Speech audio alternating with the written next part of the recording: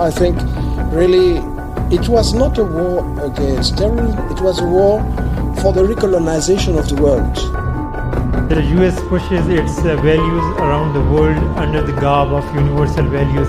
Ha sido básicamente el ejercicio de la hegemonía.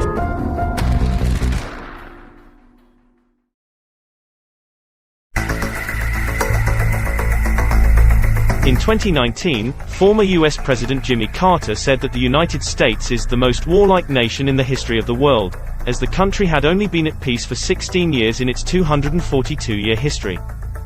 Since the end of World War II, the country has either intervened or waged wars overseas, causing not only severe civilian casualties, but serious property damage and harrowing humanitarian crises.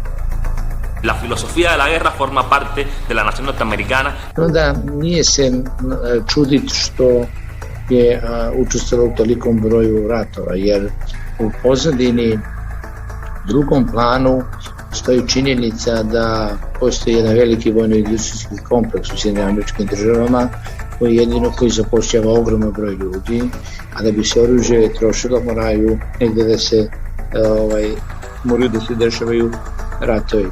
كل الحروب اللي الولايات المتحدة الأمريكية دخلت فيها في المنطقة كلها كارثية. الولايات الأمريكية بتساهم بشكل كبير في تأجيج الصراعات والأزمات الداخلية والحروب في منطقة الشرق الأوسط.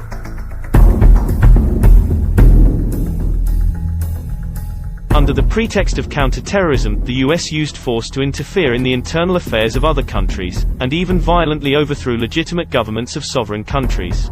The so-called US global war on terror is riddled with double standards. It is sort of double labeling against terrorism, which had been confirmed the then US Secretary of State Hillary Clinton, that US created Mujahideen to contain Russia in Afghanistan, with whom US is fighting on the name of terrorism. Do sada je bilo u nedoslednosti, podržavala je i ličnosti i političke stranke koje bi se u zapadnoj štampi, u političkom životu u medijima mogli ocijeniti kao nedemokratski, takozvanim borcima za slobodu, koji su kasnije prekvalifikovani kao teroristi.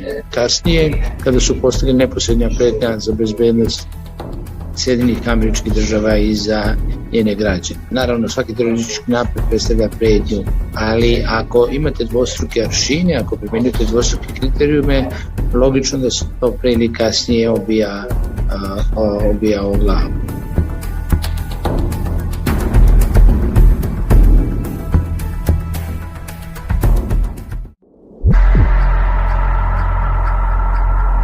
The United States, together with its allies, has engaged in color revolutions in many parts of the world. After the end of the Cold War, the US became more audacious in promoting interventionism and exported the Rose Revolution, Orange Revolution, Tulip Revolution, etc., one after another. Over the past decade, the US has invaded or instigated regime change in more than 20 countries, and has repeatedly manipulated color revolutions in Central and Eastern Europe, Central Asia, and some countries in West Asia and North Africa. Vojnim revolucijama pravilo su instalirane one političke snage koje su trebale da neposredno služe interesima Sjedinjenih Američkih Država, a te snage često nisu bile u situaciji da dobiju podršku građana na izborima koji su organizovali i ekonomske i vojne, i to je postala u jednom delu novije istorije Sjedinjenih Američkih Država bukvalno praksa funkcionisanja Sjedinjenih Američkih Država na međunarodnom planu. The main danger of color revolutions is putting a country with all its people and resources under external control. Color revolutions very often create the ground for civil war. A civil war means victims, destruction, loss of lives, and deaths of children.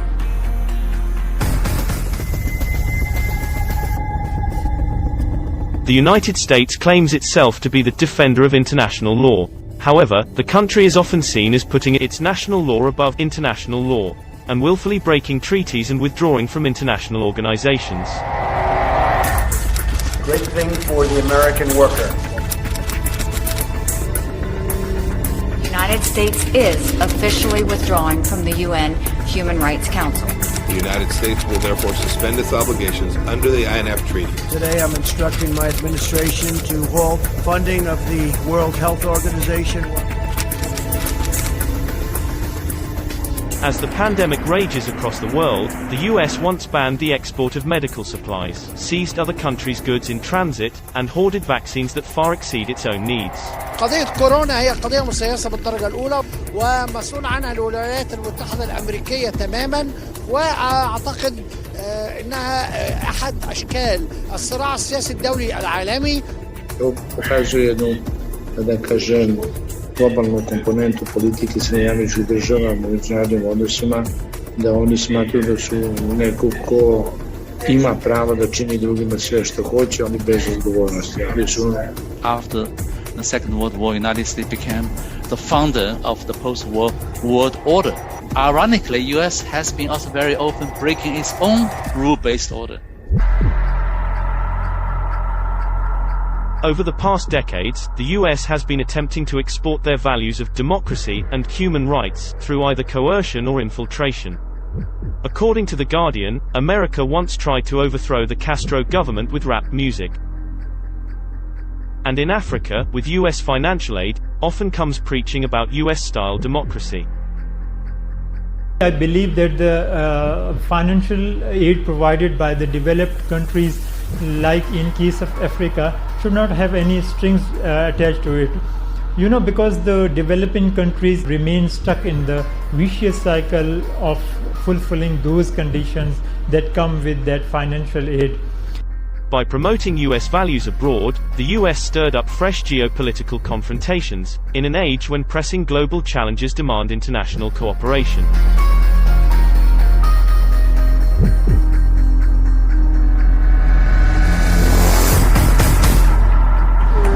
هیڅ پیدا ونه کړه چې دلته راغلي، مګر همدلته د دیموکراسۍ په نوم باندې او مذهب ته زموږ نقصان ورساو. زموږ